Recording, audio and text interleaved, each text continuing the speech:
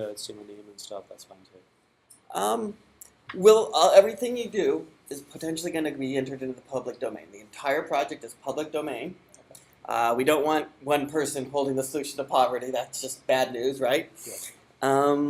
And so I usually start people off with this is the code for San Francisco project brief.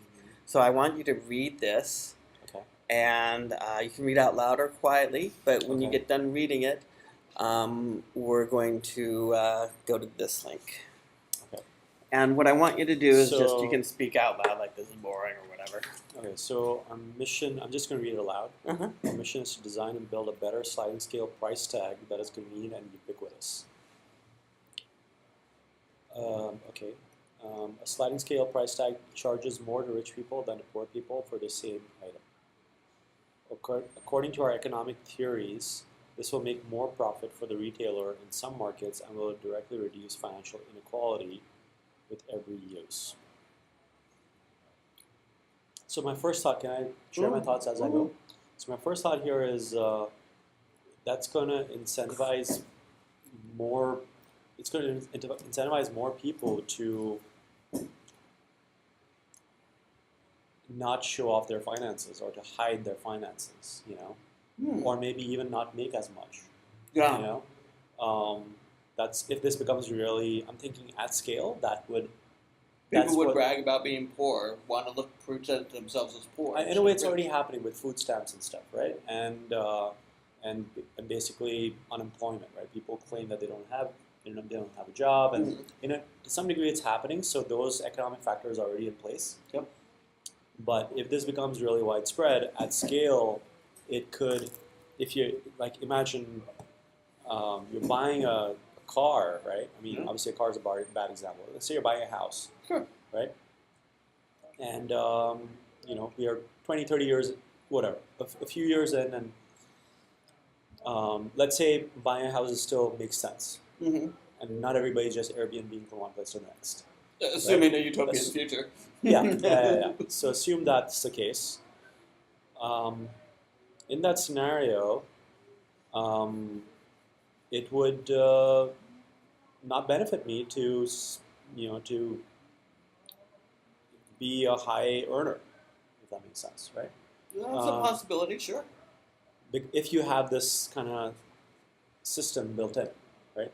The other thing is, let me think here. How are you going to prove that I, don't like that I'm poor, right? How is somebody going to prove that? Yeah, it's like proving a negative. That's always difficult. Especially with things like cryptocurrency and Bitcoin. I could be having it on a laptop, and it's completely untraceable. So those are two. I'm not, it's a very noble project. I'm just saying there's two of those. Two of those are initial thoughts that I have. Those are good thoughts. In terms of ways to gain the system. Right? I'm going to keep going here. We want to explore how it might affect your personality, affect you personally, if things you buy on a daily basis were sold on an income-adjusted sliding scale price. Okay. Crowdsourced design and usability projects for new team members will present challenges and opportunities to understand the human problems that will come up when you discover that your coffee at Starbucks will cost more or less depending on how much money you make. Okay, I'm just going to take a pause here to just soak this in, if you don't mind. Crowdsourced design and usability projects. Okay, so basically you're saying you want to test the viability of this thing. Is that correct? Yeah, pretty much. Okay. Every project starts with, and I believe this project you said is still in the discovery phase, right? I'm pretty convinced it's viable myself, but other people need to be convinced, and we need presentations to convince them. Okay, so that's different though. I mean, have you done user testing and have you actually validated this idea with other people? I mean, I think in my mind, that's when you would be ready to promote it and start hiring or start recruiting other people in this effort. You have to be convinced 100% that, hey, this is actually going to work at scale. Are you at that point yet? Yes. I'm convinced it will work. I'm still skeptical about the side effects and the rollout details and implementation details. Some things work better than others. I mean, when you're talking about something that's this big, if it works, there's lots of details you want to iron out. What I've come up with is that if the initial assessment checks out, you raise some flaws, some concerns. If those are overcome, what I've come up with is that the profit margins are high enough that it would make sense for retailers, is what you're saying. It would make so much sense for a retailer that a lot of other questions become pointless. Okay, so, but that would, the other thing, the third quote-unquote objection is, the question of inequality, right? So first of all, you have the rich complaining about, hey, why am I paying, 10x? If let's say my net worth is a million or 10 million. Right? Let's say you're Bill Gates. Let's say you're Bill Gates, extreme example, right? Bill Gates is going to pay or Jeff Bezos, you're the richest man in the world, right? Yeah. How would that make sense? That's going to create all kinds of shadow barter systems, right? Yeah. I'm gonna. Why would I pay $10 million for a pencil in retail? I would go to somebody who earns, $10,000 a year, someone below the poverty level, and get it from him and be like, hey, okay, I'm gonna give you. This is how much you would pay for the pencil. This is how much I'm gonna give you. Something in between, right? I'll give you. I don't know. You can acquire it for this. I'll give you double of that. Bill Gates certainly has a $10 million incentive to have somebody buy him a pencil for cheap. Yeah. So that's going to create all kinds of, I don't know, in a way, moral hazards. Yeah, and in a way, a little bit of chaos. You know what I'm saying? It's like, then you would have the rich people that are associating more with poor people. It would create social mixing. So you're right. That's one of the social incomes we discovered. Yes. Yeah. So it will create social mixing. If you can buy for your friends. Right. So basically, you're locking out the rich people from buying stuff. Not locking them out. I mean, they can afford it, but you're disincentivizing them from buying stuff, right? Yeah. So that would create more social mixing. There'd be less segregation. And, the rich and the poor would probably live closer together just out of convenience, right? If they want to save money. It would raise the social status of the poor, and that's for sure, and it would redistribute wealth. I agree with that. Yeah, I think that's the positive. Right. But whether... Okay, anyway, I'm going to keep going for now. There's lots of concerns. That was good. No, those are the expected concerns. I just like to dig in and ask tough questions, so don't mind me. No, it's good. I'm tracking these, and the goal of the slideshow that you're going to come on to later is to answer those questions, preferably in the order they occur to you. So I'm always interested in what order these questions come up. Okay.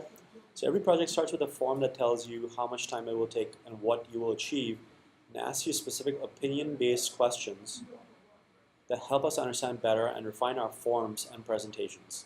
This is a self-generating, crowdsourced project design approach that allows you to contribute when it's convenient for you and gives you many choices for how to contribute so you can do what you like doing most. Okay. To start, watch our latest 1-minute video to make sure you're on the same page as us at link. Should we start that? Sure. Unfortunately, I haven't figured out how to make these clickable, something about markdown language. Okay. So we have to manually kind of copy them and paste them into a browser. Just right click and you can do this. Yeah. Oh, yeah, right click and search. And go to. Oh, that's so much smarter. And we do have some sound. Coin is a project to design and test a better sliding scale price tag that is convenient to use and ubiquitous. I'll start that over. Can't hear it too well. The hours equals price project, Hoep.coin, is a project to design and test a better sliding scale price tag that is convenient to use and ubiquitous. Since a sliding scale price tag charges more for rich people than poor people, We think this product will reduce income inequality and alter the market profit-seeking behavior of retailers and consumers. We are crowdsourcing ideas on how to make sure this works for the benefit of people and discovery of unintended consequences in preparation for mass adoption, so that when you walk into a Starbucks and they charge you more or less based on your income, it won't be such a surprise. How it works. The price tag on a book says it costs 2 hours equals price.coin, and you think it's worth 2 hours of your time. So you click the buy button and enter your credit card info, the bank, IRS, or other designated income verifier. So now this starts actually older versions of it. This is a work in progress. Equal hour coin is a fair. And I'm going to stop it here, just because I haven't really worked too much on these others. They're a little sloppy and out of date. There's a better slideshow, but we can go back to here at this point. And next read introduction slideshow about how hours equals price .coin, 10 to 20 minutes, and share your thoughts in a short interview questionnaire, 5 to 15 minutes at this. Okay. So we're gonna start with that. So no slideshow right now. This actually, yeah, this is a little. Let's see. Go to. So the way this works is it actually has a link to the slideshow, but I'm going to deviate from a little bit because I've been doing this. So I'm running the slideshows and the forms in A/B testing on you. Okay. I'm going to. What form? So the survey response form. Okay. Is also A/B tested. What I want to run for you is A/B is the form A with test B. So this will just take me a minute to, there we go.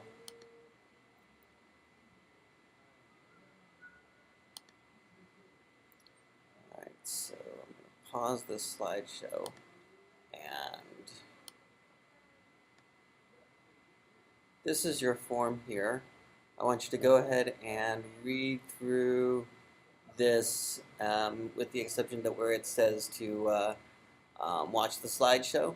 I've already opened it in that tab there. Okay. Thank you for your interest in contributing your time and attention to hours equals price.coin.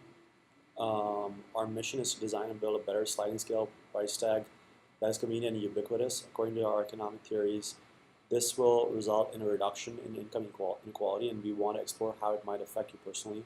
The things you buy on a daily basis were sold on an income-adjusted sliding scale price. Please watch the introduction presentation. You already saw that, right? Or it's open. It's open. And then spend up to 15 minutes answering 9 multiple-choice opinion questions.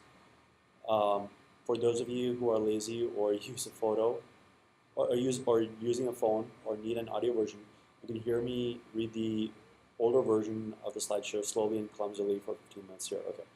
For those of you who are ambitious or like attention, you can watch the slideshow first and then do a screen and audio recording while you read the slideshow for me, and then upload it to YouTube and let me use it in this interview time form. Okay.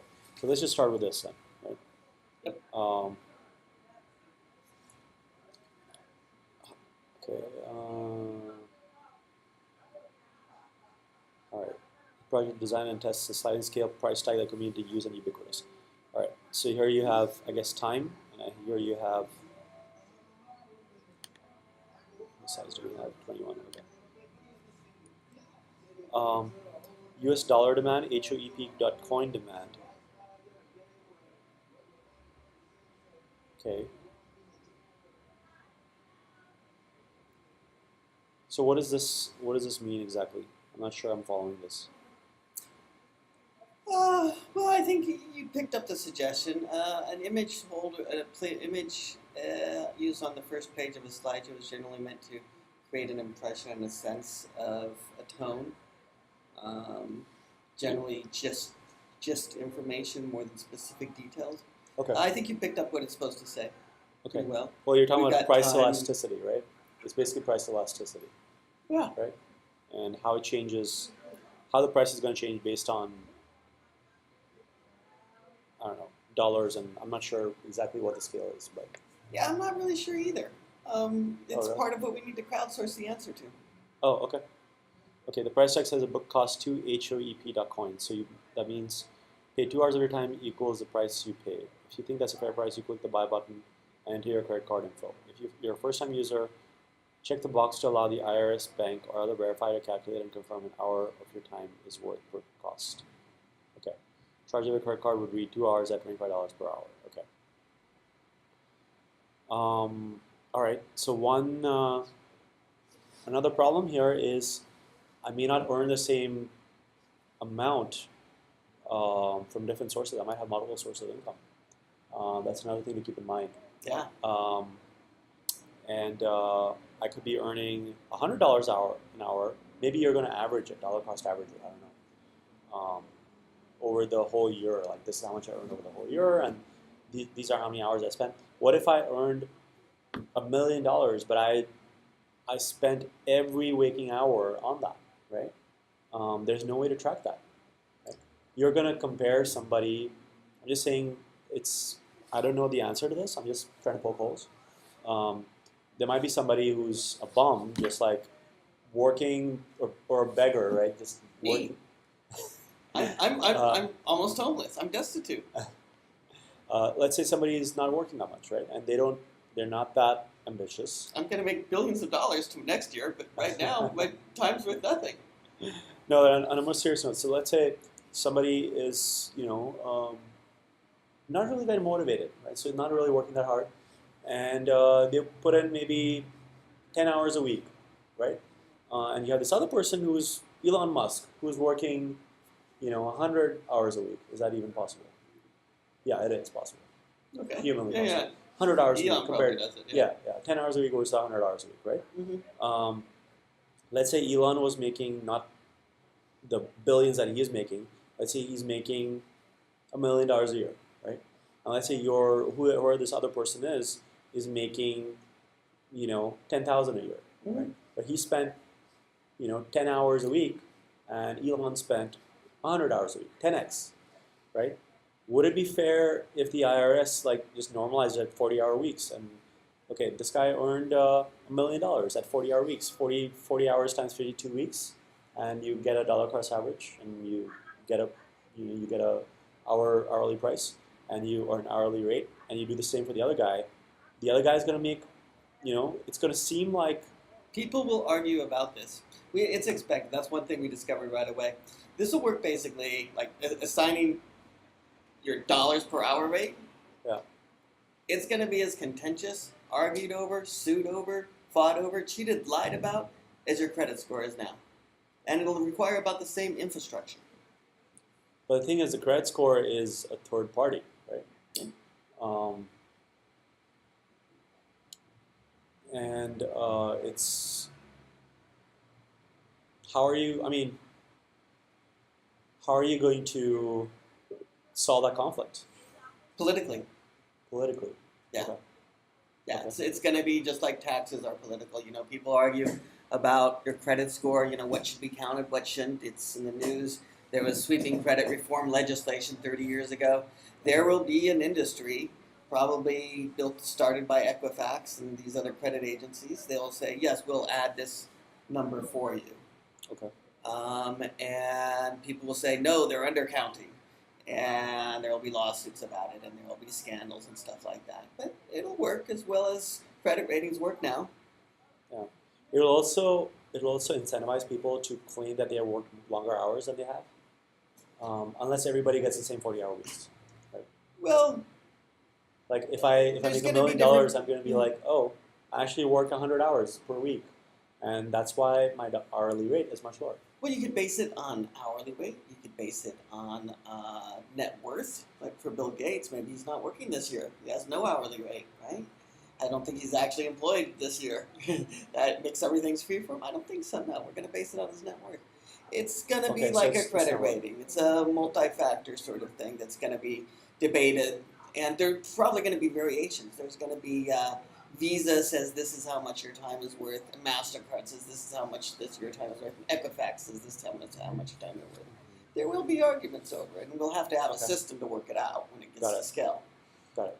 But As a maybe feasibility there's concern, another. it's from a societal scale. Yeah.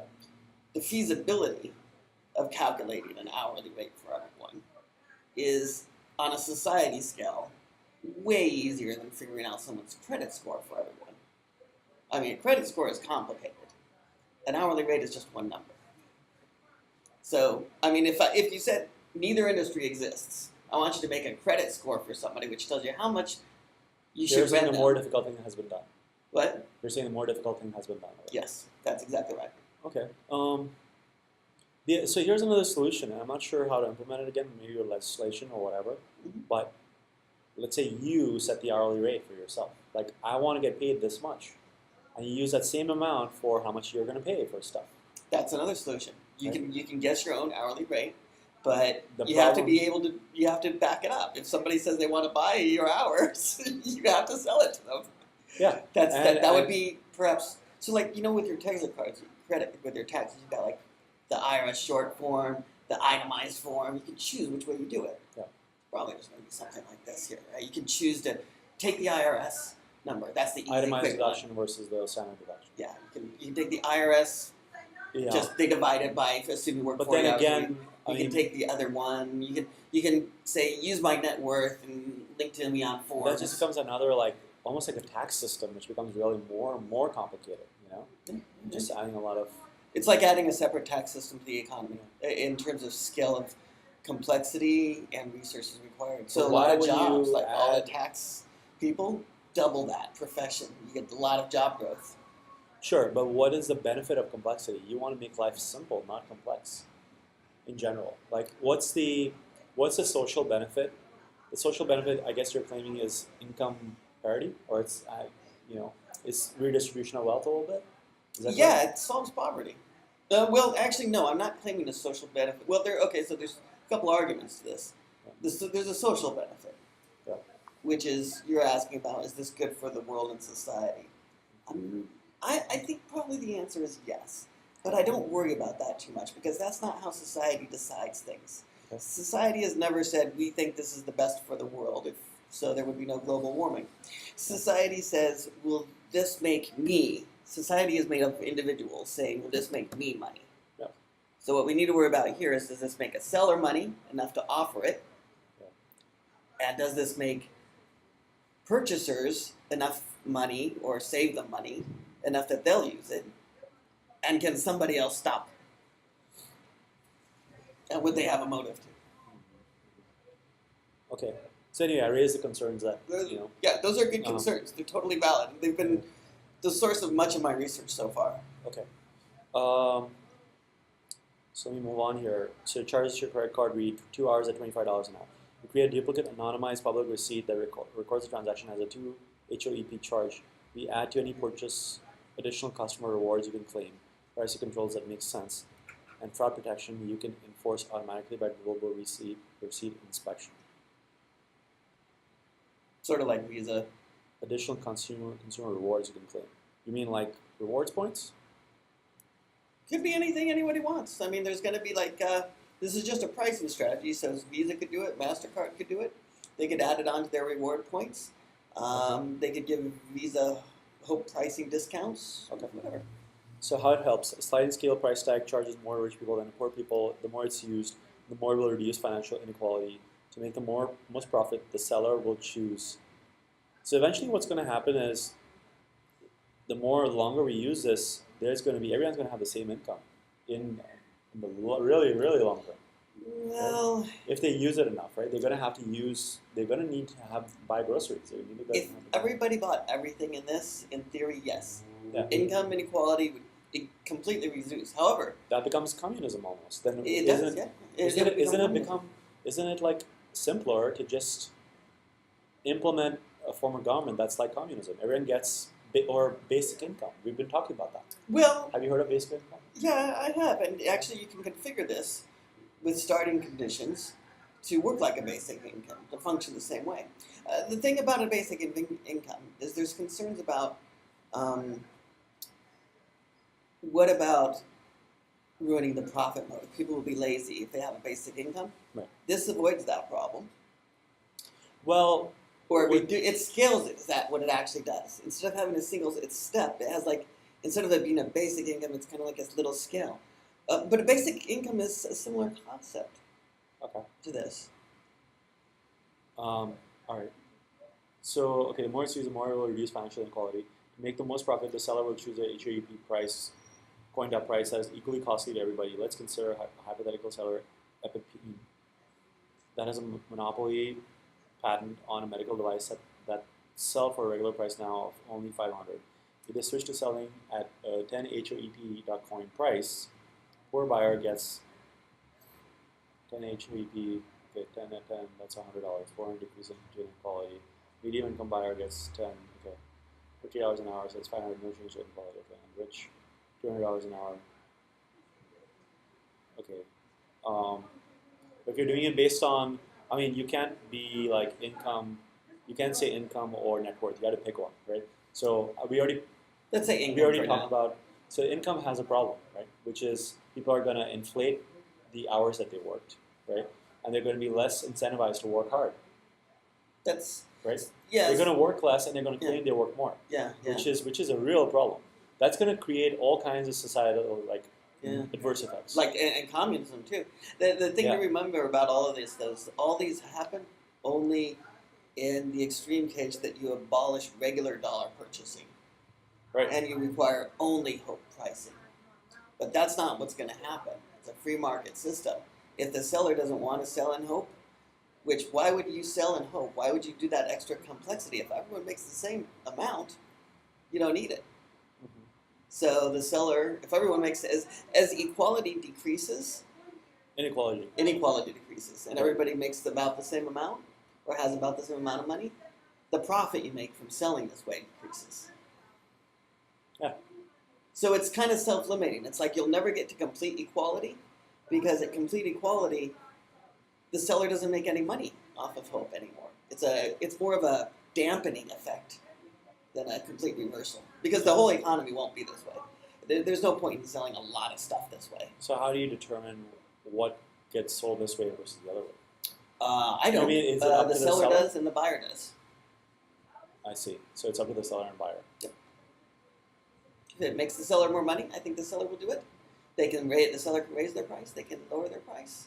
If they don't make enough money. Well, what's going to happen is the poor people are going to aggregate in areas where it's not going to create it's not going to reduce the disparity. In fact, the poor people are going to aggregate in areas where sellers like this exist. You mean like physically move their houses? Yeah. It's possible. That could happen. Or if it's online. If it's online, then that's a different thing. But then you're going to have clusters of people going to these communities. There's going to be like a dual society. There's going to be like the people who buy Hope and the people who pay cash. Right. Yeah. Right. That's something I'm worried about. That's a big problem. It's going to be the opposite effect of what you had in mind. Yeah. Right. There's a lot of. I don't know how big of a problem, but it's something I've got my eye on. Yeah. Yeah. So if you're saying that it's a choice, then that's a big risk. If it's everybody has the same thing, then it's, and I'm not sure how you're going to do that. Both ways there's I've looked concerns. at it. Making it a requirement, like legislating it or some sort of government mandate or something, just not going to happen. Right. I mean, you're talking about a revolutionary. That's revolutionary. That's not going to happen. Right. Incrementally letting sellers and buyers choose to offer it happens today with coupons already. It's already happening. Yeah. It's just not as efficient as I'm doing it. So yeah, it happens with coupons, sure. But that's more like promotions to get more people to buy again. EpiPen has a poverty discount. Most medical manufacturers do. But you have to email in your tax records to them. If you email EpiPen, you've heard of them in the news yet? They charge $500 for their injector. It's like ridiculously overpriced because they have a I heard about that. them. Yeah, they bought the monopoly. It used to be like $35 an EpiPen, and they bought the monopoly, and then they jacked the price up to $500 because they could. It's like Martin Shkreli, right? The same guy. I don't know the names, but the guy who's I'm not sure he went to jail, but he was in court. No one went to jail for it. I mean, it's perfectly legal what they're doing. Not EpiPen. Yeah. But yeah, they'll do that. EpiPen offers a sliding scale, a price discount, not a sliding scale, just a single step. So they make money doing it. This guy.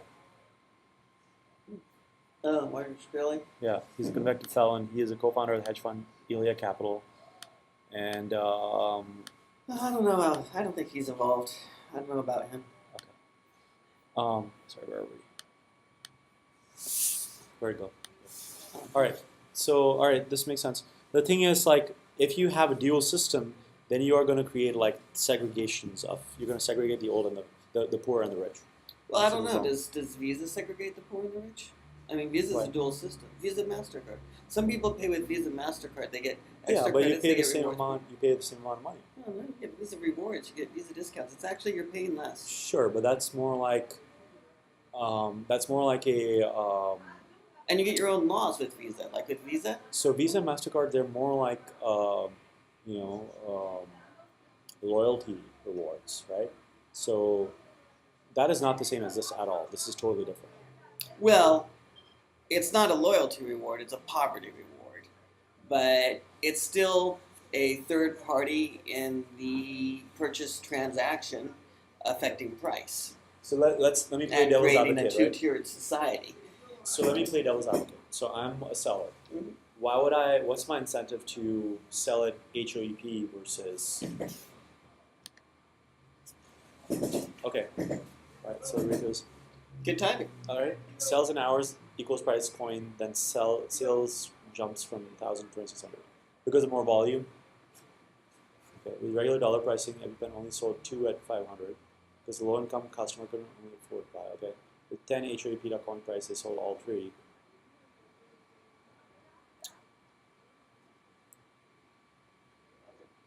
$260% increase in profits. 3 sales decreased inequality by $1,900. But that's assuming that... Wait, did they try this? Nah. They haven't tried this. This is all in my This is head. hypothetical. Yeah, this is all hypothetical. Okay. Just numbers based on some actual data, but no specific data. More like representative. Yeah, cases. this is more like a hypothesis. It's Right? our projection. Yeah. So that's, I mean, if you had hard data that shows this, then yes, that makes sense. Right? Maybe one thing I would suggest is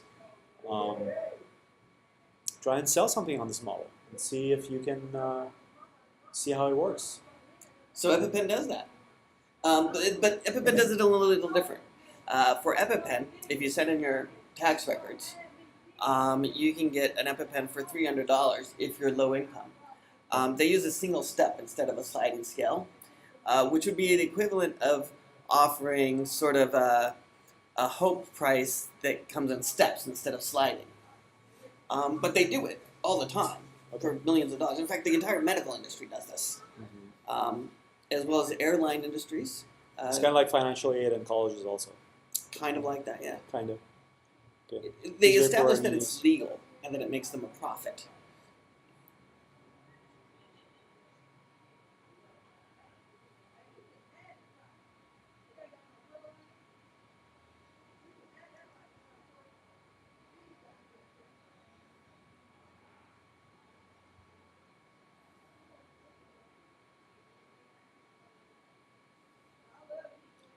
So when you say .coin, is this supposed to be like a cryptocurrency thing? Probably it might be. It might have a part of that. But it doesn't Are have to be. you an engineer also? I used to be a full stack UX specialist, unicorn, yeah. Okay. Financial inequality-based social bias discrimination is reversed if you pay with hours of compression. Okay. If a traffic ticket is priced at 2 HOP coins instead of $100, then a poor black student who works as a hairstylist pays 40. Third man of the teen driving a family car pays 100. A rich old white man in a Lexus pays 500. When? As soon as the police realize that they can make money with less work by ticketing rich neighborhoods, they'll choose to stop targeting vulnerable poor neighborhoods for traffic revenues. Okay. And they're going to start targeting the rich instead. Yep. Right? Yeah. So that's not fair either. Not to rich people. Yeah, it's not to rich people. That's kind of like punishing me because I'm rich. Luckily, the And- rich people have the political power to fix it. Not everybody. I mean, I could be middle class, right? I'm middle class. Price and won't I, change. and I worked, and I worked pretty hard to get to where I'm at right now, right? And I don't have the political power to, pull the strings and stuff, but I worked my butt off to get where I am. So If you're middle class, your ticket won't price yet cost anymore. maybe, but what if I don't have the political power, but I'm in this category? You're kind of out of luck if you're in that category. It's not going to be a good place to be anymore. Right. Yeah. Right. So what's the incentive of the rich people to even endorse this kind of thing? There is absolutely none. There's a strong incentive for the rich people to kill it. Right. Yeah. Right. So this is going to be adopted by the poor and maybe the middle class. Maybe. Right? Well, nobody ever wants to pay more. Yeah. Right. But Financial with a traffic ticket, drive you don't society. get the choice, So The traffic cop doesn't have to give you the choice. I mean, they can. The police department can give rich people a cash option and not. It's free market. The police department doesn't have to set their fines in Hope coin. If they find that their rich constituents have more power over their decision making than the poor people, then they'll keep it without it.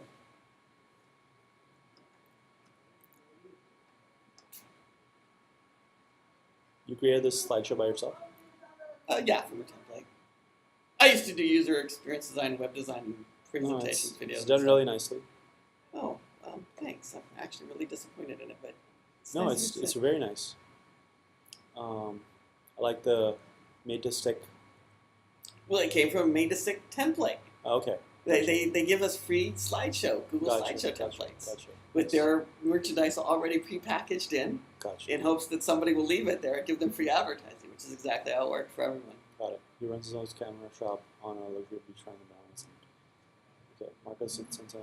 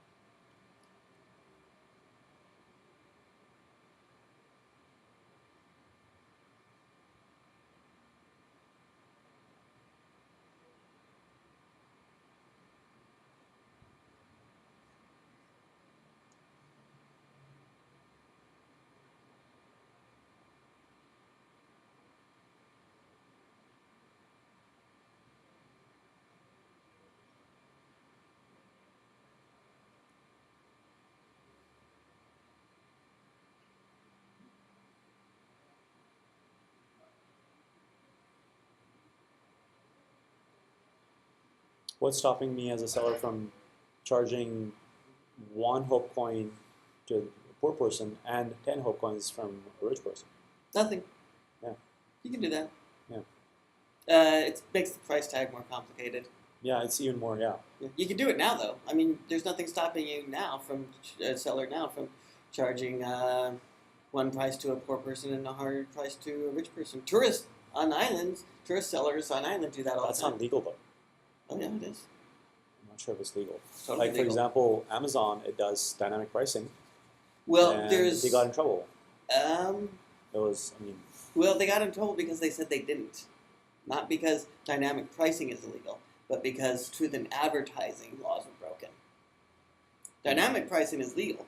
Quite legal. You sure about that? Oh, yeah. Because every airline company does it. And EpiPen does it. Vendor preferences. Some businesses are expected to be better served by ours equal price of coin than others.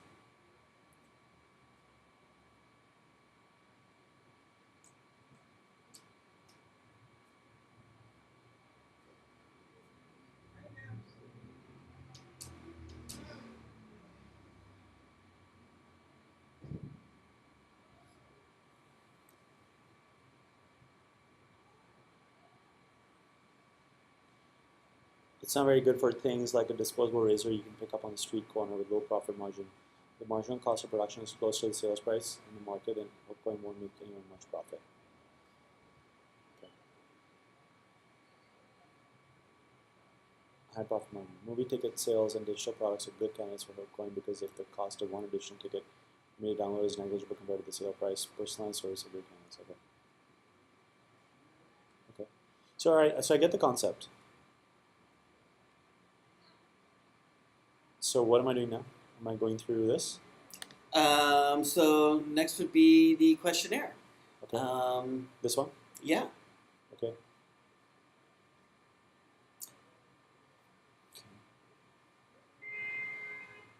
Start with 8? Sure. Okay. Can you answer the last question on page 16 of the slideshow? And for you, it's since I've switched to slideshow, it's going to be the last one that you didn't see, which is keep going up, up, up, up, up, up, up, up, up, up. Yeah, that's it. Okay.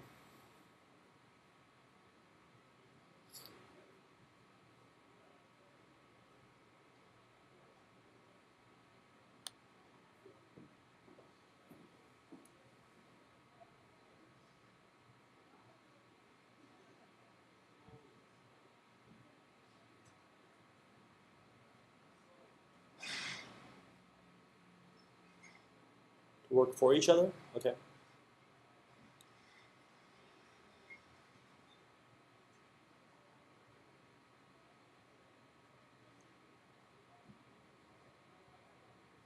So Teresa is going to work for Jenny at $60 an hour, or at one Hope coin, right? Yeah. I'm not sure which one you're pointing to. Are you talking about this one? So Teresa will charge Jenny $20, right? So she will make $20, and Jenny will make $60. Yep. Right. Yeah. So Jenny gets $40 in her pocket. Yeah. Right. Okay. Why would Teresa go to Jenny? Why would Teresa not just go to somebody else? They're friends. What? They're friends. Girlfriends. All right.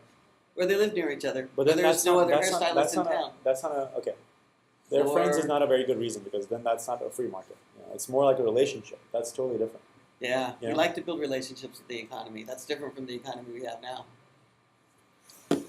Right, but this example assumes that the relationship pre-exists. Oh, I'm sorry. I meant to say she's the only hairstylist in Hairspray. It's a small town. There's only 2 of them. Okay. They got no choice. Okay. I mean, she could drive an hour, but that'll cost her an hour worth of her time, which is worth the same amount she'd cost. No, I mean, what if there's another one who's not charging on Hope coin and they are charging less? Oh, then she'll go to her. Yeah. So you're saying this is more like it's not an absolute. It's a what's the word? You use the word. It's more of a Optional price? Secondary price? It's kind of muffling effect, right? It's more like what's the word you used? Yeah,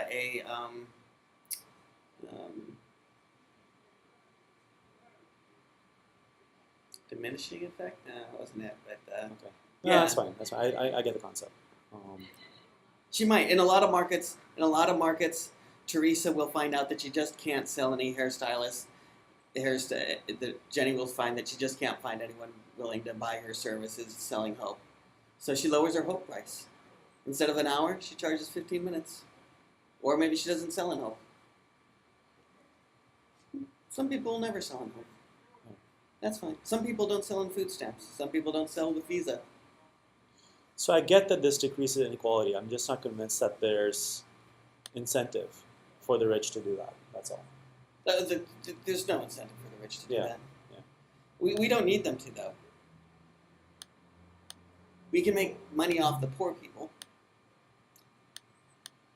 And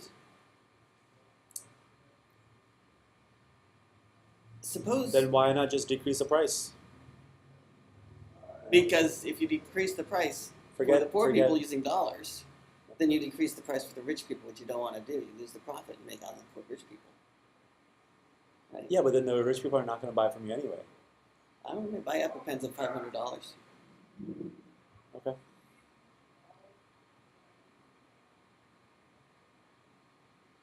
And here's the thing about EpiPen, right?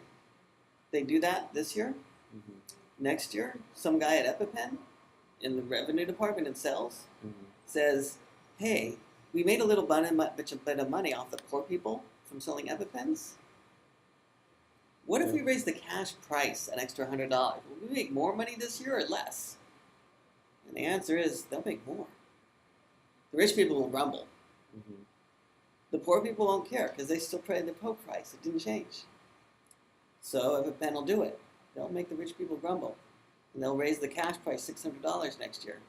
The year after that, some guy in marketing says, hey, what would happen if we raised the cash price another $100? The answer is, hey, they'll make more money. They just keep doing it until everybody gets driven into the Hope market. Right. And only Bill Gates is the last guy buying in cash. Because the price of an EpiPen is $9,000 or use your Hope discount. Right. What happens if Jenny bills in Hope.coin? So Jenny bills in Hope.coin, so she makes 60. And no.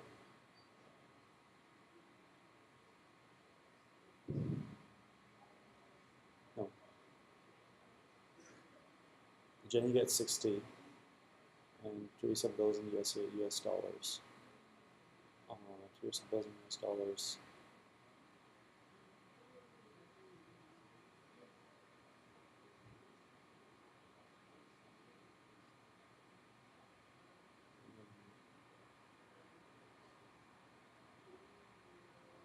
It's even. There's an answer for that. I'll let you click it. It's not really fair for me to give you the answer to that one. Well, if Jenny bills in Hope.coin, right?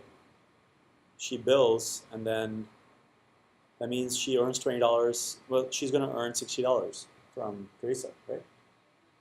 Yeah. Right? And then Teresa bills in US dollars. Yeah.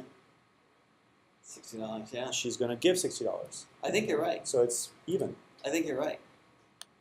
So there. Approximately how much money is an hour of your time worth / cost? You're talking about self-selecting? Wow, this is strong language. You're asking me? Well, it's a multiple choice question. You can choose What is the 60? other option. Is that hours per hour? So part of the bit you didn't read at the beginning, no worries about it, but says that your answers, such as if you click on the other button and type in a dollar figure, may be used as multiple choice suggestions for the next person. Okay.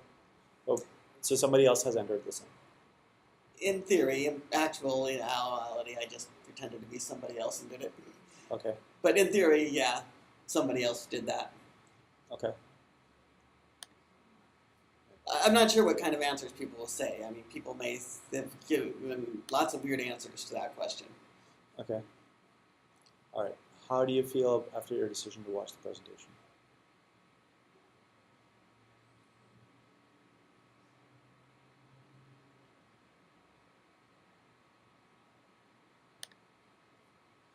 If you were my boss on this project for 1 hour of my time, then what would you say I should do to advance this project most? If I was your boss? Yeah. Okay. Show more people the slideshow and focus on outreach. You're doing a great job and take some time off. I'll work on the project. That's my vote. Stop everything. This is a bad idea and you're wasting my time and yours. Address the question I mentioned in my review. Validate the idea. Can you tell me some more? Actual user research. Okay. You know, see if you can get sellers and buyers on HOEP, right? Yeah. Okay. Choose a living person whose opinions you trust that could convince you to spend more attention to argument. One sentence. No. Bernie Sanders says.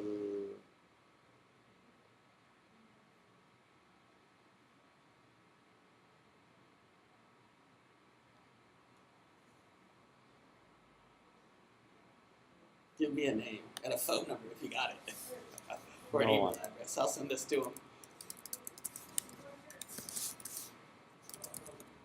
I'm an independent thinker. I'm always just fishing. Yeah, This is good. That's what. Yeah, It's a I'm good just being thing. completely honest.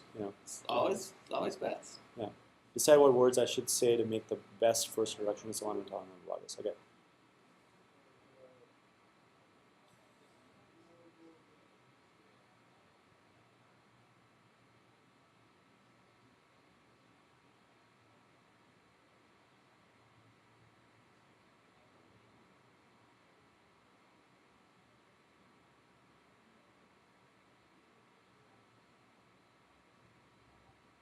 Do you also have this domain? I don't own any domains. I'm destitute. I mentioned that. Oh, I thought you were joking. No, I come here for the free pizza. Oh, really? Yeah, Okay. I got an EBT card. Don't believe me. What's that? What is that? You're not poor. It's food stamps. Look, see, this is my little food stamps wow. guy. Okay. And I got my little Medi-Cal, free benefits. Okay. So you're really hoping that this takes off? Nah, I don't really care. My life is pretty good. I work 6 hours a day doing community service. I street clean, and they give me $466 a month to pay my rent-controlled apartment rent. Okay. And That's how much your rent is? Yeah, I share a warehouse room, sort of about a little, maybe twice as big as this, with a girl. There's a curtain and some shelving in the middle, and the bathroom's in the hallway like a dorm. It looks like a warehouse. It's fun, but yeah, Wow. It pays for my whole rent. Okay. Yeah, most of my days I just spend home, high, watching TV, working on this. Okay. Don't need any money. Okay.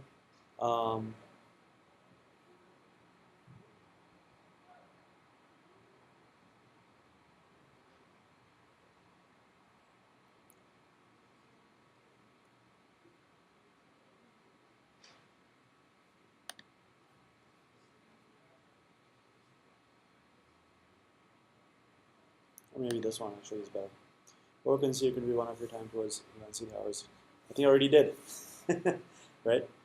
That's another option. You can click other. I already did. Yeah, there you go.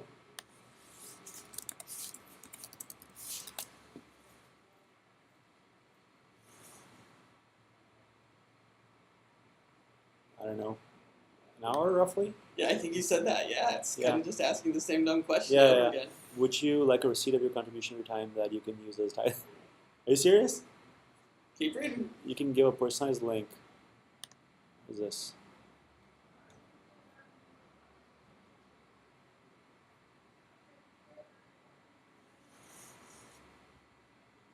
This is kind of underdeveloped. It's Okay. more of a prototype than an actual work. Okay. But keep reading that question. It's Okay. kind of interesting. That generates a receipt from this form as proof that you spent your hour. Okay. You can print it out or save as a link to share with the IRS. We automatically create a new account for the first-time users, and that's you if the receipt, if you accept the receipt.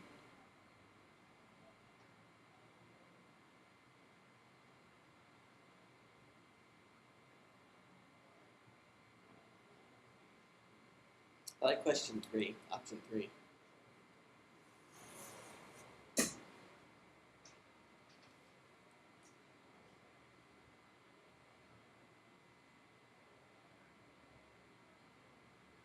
Okay. And 4 is good too.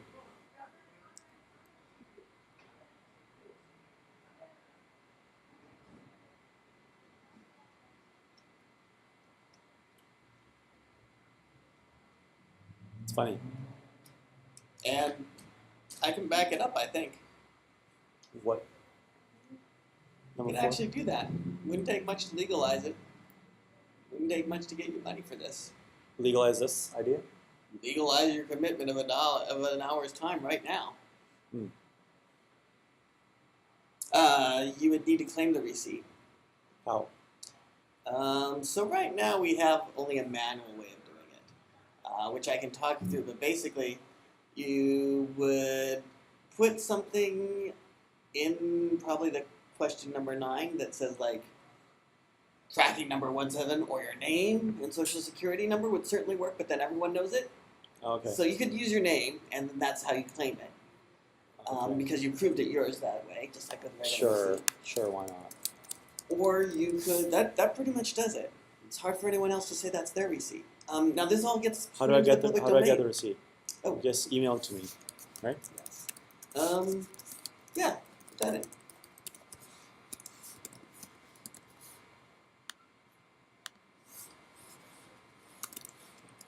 There you go. Perfect. Cool, Thank man. you so much. Yeah, sure. Hopefully some of the thoughts were useful. They were all good. The big one was, what should I do with an hour of my time? What did you say for that one? I can see all previous responses. There's 11 people so far. Cool. So you're number 11. Okay. And you were my boss on one project. You said I should User research. user research. Validate the idea. Yeah, I was wondering about that. How would I validate this? What would it take? Like, is there a name that says, like, is there an accrediting body that says this is valid research, that anything else would just be like, yeah, jump to science? I don't mean legally. I mean in the market, in the free market. Yeah, in the free market. Get a retailer to try and sell stuff on HOEP. And that's a challenge. If you can convince one person and it works for them, convince it. See if it works for them.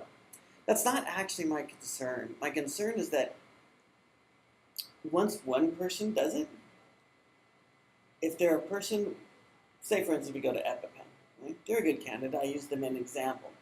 And I say, hey, you can make money with it. If I convince them to do it, and they make money off of it, the second thing they do is they steal the idea. But isn't this democratized anyway? Isn't that what you want? You don't want you yourself said that you're doing it for the greater good. You're not doing it for yourself. Yeah, that's correct. And my concern is that, so it has the legs. You've heard of a project that has legs. That means it can go a long ways. It can keep advancing. Yep. This can go a lot further because once you own this, you start to integrate like returns. Like, how do you handle return? How do you enforce limits one per customer? Well, this happens because you've got a blockchain with all the receipts now. You've suddenly got universal receipts because everybody who buys Hope has put their receipt through the Hope system, which means, say you've got half the economy selling in Hope. That means you have unprecedented economic visibility. I mean, there's no shadow accounts. There's no, is it making a profit? There's no, is this underpriced? Questions. There's only answers. So any companies that finds it is going to make a lot of money from it. And well, they're not going to use it that way. They're not going to. Companies are smart. I'm sure they've done price elasticity models, and this is just a price elasticity model. That's what it is, in a way. Yeah. For different people with different profiles per se. I know you mentioned it's going to render those obsolete, but basically you charge different things for different people, different profiles. Yeah. Poor people pay less, and rich people pay more. In a way, that's a profile, right? Yeah, that's exactly a profile. Yeah. In fact, this is So where the industry is are doing converging. that, but this is not done at scale today. So They're moving that direction, though. It could. I mean, I think this is where everything's converging, is what I see. Like, they're approaching this. This is just kind of cutting the shortcut. It's getting to it directly instead of trying to guess how much money people are making, which is what they do now. Yeah. Like airline reservations, hotels or Amazon. They try and guess how much money you make. This just asks you. Right. This works better, but they're already kind of doing it just by snooping instead of being direct and straightforward. Right. And they do it based on demand as well. Like how many times you come to the website and stuff, and that means he really wants it. That means jack up the price, right? And they do that. It means they actually get a little more. So in that case, it's interesting because they're saying, oh, he really wants it. But when they mean that, they don't mean, oh, he's really willing to pay a lot of cash. They mean, oh, he's willing to spend a lot of time to get this. Difference in want. One is you're measuring how much time you want to put into it. The other is you're measuring how much cash. They want to measure how much time you're willing to put in. But I mean, it's a known fact. You can Google this. That airlines, what they do is they cookie you, and if you come back, they jack up the price. Yeah. So it doesn't matter how much time I spend. They know I'm a returning visitor. Boom.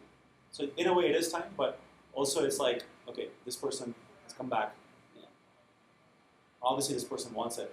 We can, and this is it's coming back to our site, so the brand recognition's there. Yeah. Probably not going to go to Orbitz versus whatever, right? Right. Show a higher price, higher likelihood.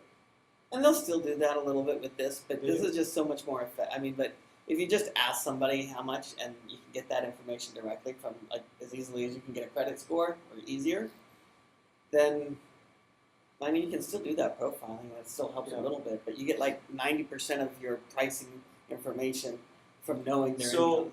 You kind of already covered this in the hypothetical example with EpiPen, but validate, like, if an actual retailer does this, I'm not sure if you can do this in an hour, but if a retailer can drop their price from for an item from $10 to 1 HOEP or whatever it is, right? You figure out what the middle class person would earn, and you convert that into, you know, HOEP hours per se, like 0.1 HOEP hours or whatever it is, and you charge everybody the same. You see, does it drive more volume, and does the retailer make more money? Because then that idea has legs, you know. That idea. I mean, at least on a unit economic scale. Right. Right. Yeah. Because then you can be like, okay, it works for one retailer. If I showed you an example of that from like 100 years ago, would that work? Because they've been able to charge individual pricing. I mean, this isn't really new; it's just automated. Okay, so if you're convinced about that, then I would say, how are you going to get this regulated? It's a big challenge. Are you going to go down the regulation route? There's two routes. You go down the regulation route, or you democratize it, like Bitcoin. Bitcoin has democratized it, right? And it's forcing the regulators to not take action, right? Right. So you go down the democratic route, or you go down the regulation route. So if you're going down the democratic route, what I told you is the best way. You validate it with one and see if it scales. If you're going down the regulation route, then you have to go through the government, right, and figure out how you're going to legalize this. So it really depends on what you have in mind, and obviously you spend much more time than I have, so I would say these are the two things I would think about. Thank you. That's good advice. I'll stop the recording. And is there anything I can do for you? I owe you like an hour of time or something. Do you want me to do something for an hour? No, you're good. All right. I hope to see you around here, and